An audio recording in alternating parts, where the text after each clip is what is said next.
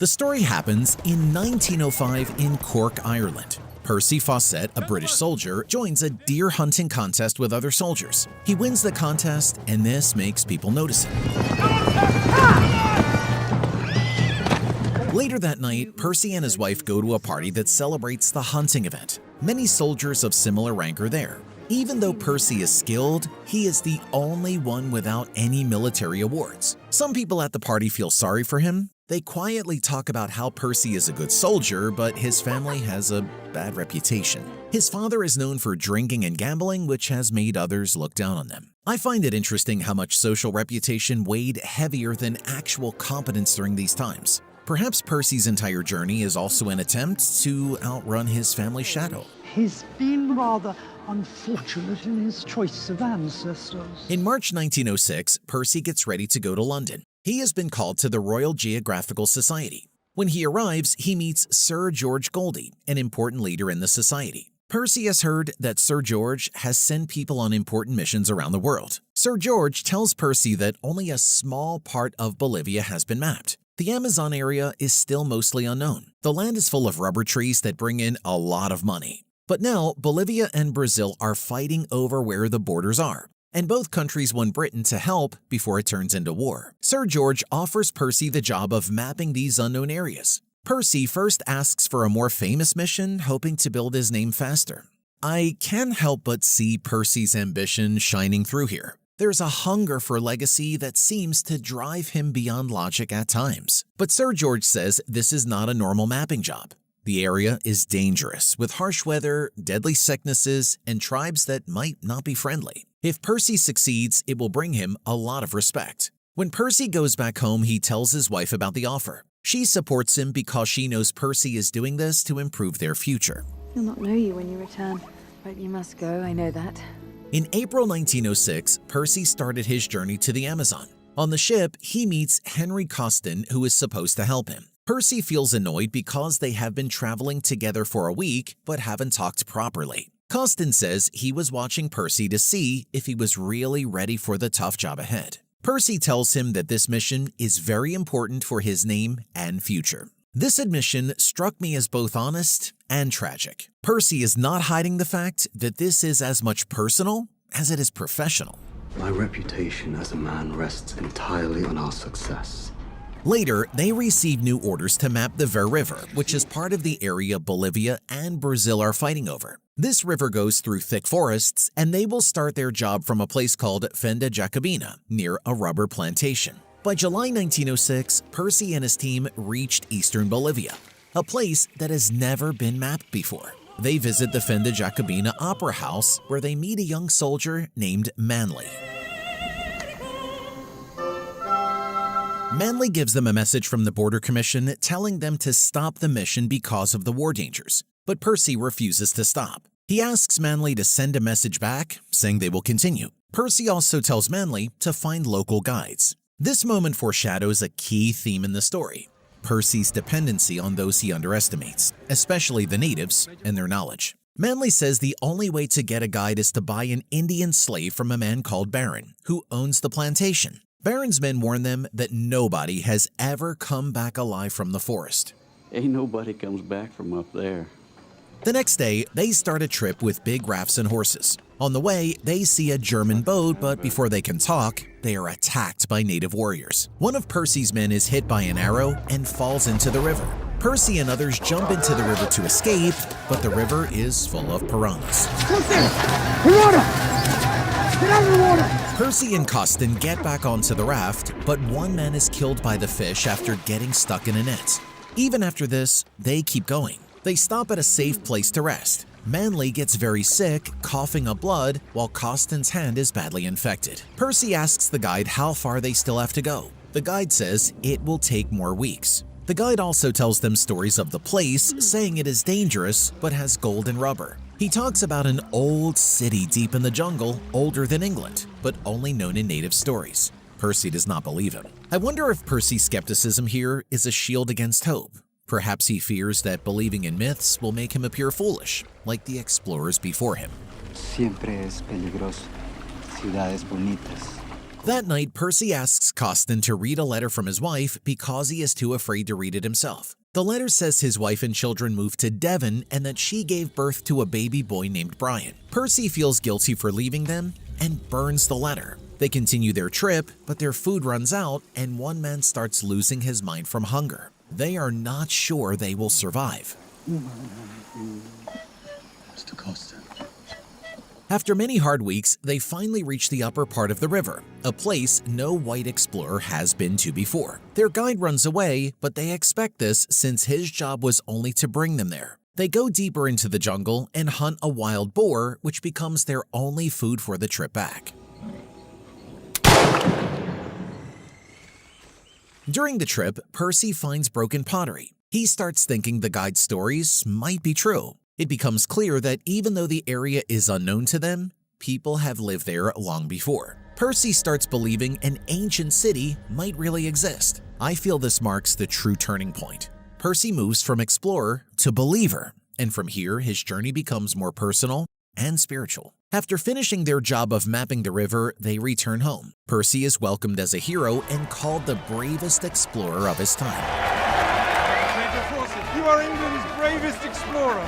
Later, Percy meets James Murray, a biologist and explorer. Murray has read Percy's articles about the slave trade. Percy tells him that the Amazon tribes should be respected and protected. Murray suggests they go back to find the lost city instead of just mapping borders. Murray's suggestion complicates everything. I find it ironic that the man who later turns into Percy's greatest burden is also the one to reignite the quest for Z. He says they should keep this goal secret for now as it might help protect the tribes. In February 1911, Percy shares his report with an audience. He says, the Amazon is not just a big forest, but hides a lost civilization that might be the ancestors of today's tribes. But the people are shocked. Amazonia contain a hidden civilization.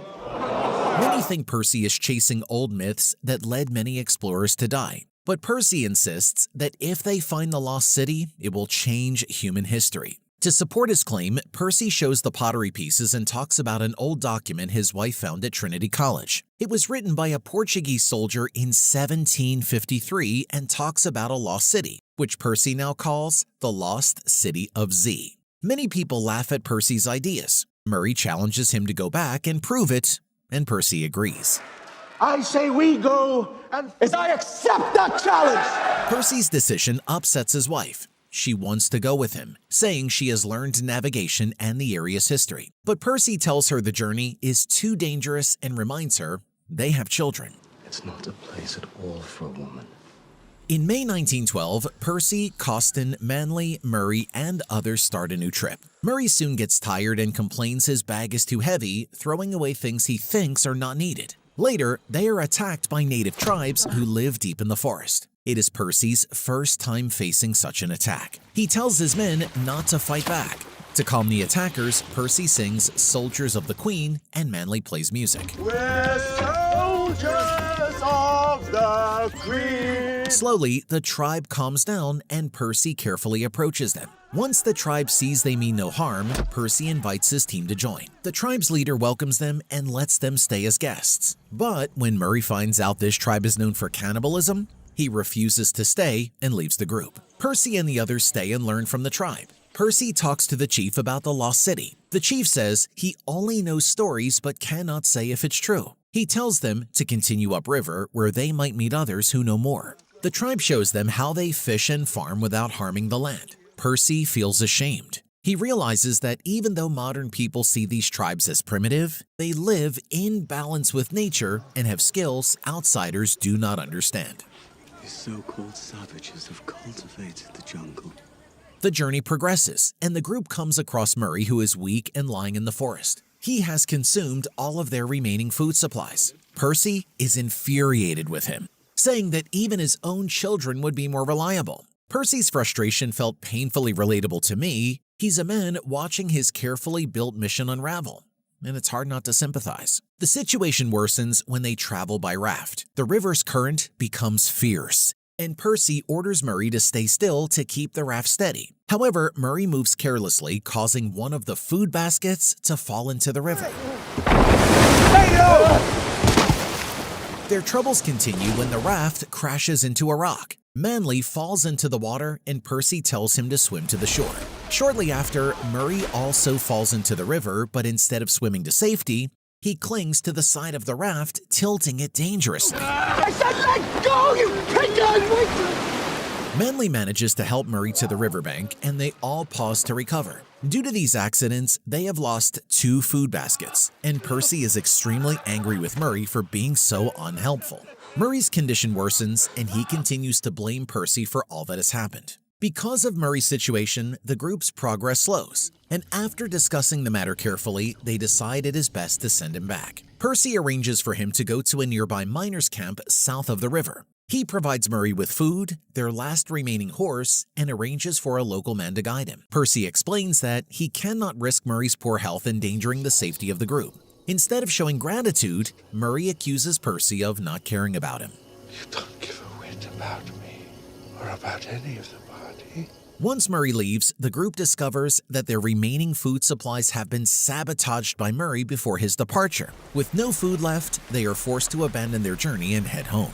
Though Percy urges the team not to give up so easily, it becomes clear that the remaining food won't last for even a week, and he decides to end the exploration. When Percy returns home, he learns that his wife has given birth to their 3rd child, a girl named Joan. He feels grateful for his wife who has taken care of their family so well in his absence. A few days later, Percy and the team attend a meeting at the Royal Geographical Society where Murray is also present. At the meeting, Murray accuses Percy of abandoning him. Percy defends his decision, stating that he gave Murray enough supplies to survive and had to make the choice that would keep the group safe. Murray argues that the entire journey was a failure because they spent too much time with wild tribes and found no evidence of the lost city. Costin intervenes, blaming Murray for the failure and accusing him of sabotaging the food supplies. Murray insists that he is innocent and accuses Costin and Manley of dishonesty. Costin becomes furious, saying that they should have let Murray die in the forest. The director interrupts to calm the situation. Murray demands that Percy publicly admit his mistakes in front of the entire association and his wife. Percy refuses, stating that he did more than enough by providing Murray with the horse and the extra food. He reminds everyone that he could not abandon Murray, even though the rest of the team wanted him to. Despite his explanation, Murray keeps demanding an apology. I demand an apology right now. You will apologize to me. After the meeting, Percy resigns from the association. When he returns home, his wife informs him that the former officer has reported his name to the War Office, which means Percy will soon be called to serve in the army. His son Jack becomes angry, accusing Percy of always leaving them. Jack points out that although Percy just returned from his failed exploration, he is already preparing to go to war. Percy tries to explain that serving his country is his duty, but Jack questions whether Percy ever thinks about his family. What of your obligation to Mother? And to us, your family? Overcome with emotion, Percy slaps Jack in a moment of frustration. His wife comforts Jack and reassures him that everything Percy does is for their well-being. 2 years later, Percy is stationed on the front lines with his soldiers. During this time, they hear news that Murray has joined an Arctic expedition with a Canadian team, but deserted them. This confirms to Percy and his men that Murray is a coward. One day, a psychic from Russia visits their camp. Everyone is curious about what the psychic has to say about Major Percy. The psychic tells him that the place he has been searching for is even greater than he imagines. She says that his spirit will not find peace until he discovers it, as it is his destiny. On September 26, 1916, Percy and his troops prepare for an attack on the enemy. He encourages his men to fight bravely for their families and comrades. Unfortunately, Percy is shot during the assault. Although he survives, the wound affects his eye, and the doctor tells him that while he will live, continuing his explorations would be too risky. I thought I had died. You were exposed to chlorine gas. Percy is heartbroken as finding the lost city was the most important dream of his life. This is where I see Percy as the archetype of the tragic dreamer, wounded not just in body but in spirit. In 1923, Percy decided to retire from his military duties. After his retirement, a journalist visits him, saying that many readers are eager to know what Percy has been doing since the end of the war. Percy tells the journalist that he is now living a normal life and doing well. The journalist also mentions that Percy's South American journey has greatly inspired people in the United States, creating a wave of interest in exploration. He adds that Dr. Hamilton Rice is preparing an expedition to Brazil with modern tools like radios and airplanes. Many people have already signed up for the expedition. Percy listens quietly, expressing only his hope that these explorers will respect and protect whatever they discover. This line struck me. I sense a more humbled Percy here. Someone who perhaps regrets how much he once wanted to conquer the unknown rather than respect it. Let us hope that Dr. Rice, with all his arms, does not destroy what he wishes to discover. One day, Jack is practicing his shooting by hunting rabbits. Percy walks up to him and hands him a necklace he once received from the Green Tribe. Jack asks his father if he still believes in the Lost City. Percy doesn't answer with words, but simply nods. Jack then says he wants to join his father on an expedition to find the Lost City. Percy, however, says no, explaining that he is too old for such a dangerous journey. You and I, together, we could find the city once and for all. Jack argues that they can't let the Americans, who might destroy the city with their weapons, take over the search. Jack's fiery idealism mirrors his father's, but I couldn't help wonder if this is history repeating itself, another generation chasing a mirage. He insists that they should be the ones to find the city first and protect it. After thinking for a moment, Percy agrees, but he says Jack must first convince his mother to let him go. Jack talks to his mother later and admits that the journey is dangerous, but he reminds her of the advice she always gives about living beyond one's comfort zone. Hearing her own words used back at her, Jack's mother feels trapped. You've just used my very own words against me. And how can I refute them? They are my own. She never expected to have her own advice used against her, so in the end, she agrees to let Jack go with his father. Percy also invites his old friend Costin to join them. Costin refuses, saying he can't leave his wife and child behind, and he also cannot afford the costs of the expedition. Percy begins to suspect that Costin no longer believes in the Lost City. But Costin explains that it's not the city he doubts. He wonders if finding it will actually give them all the answers they hope for.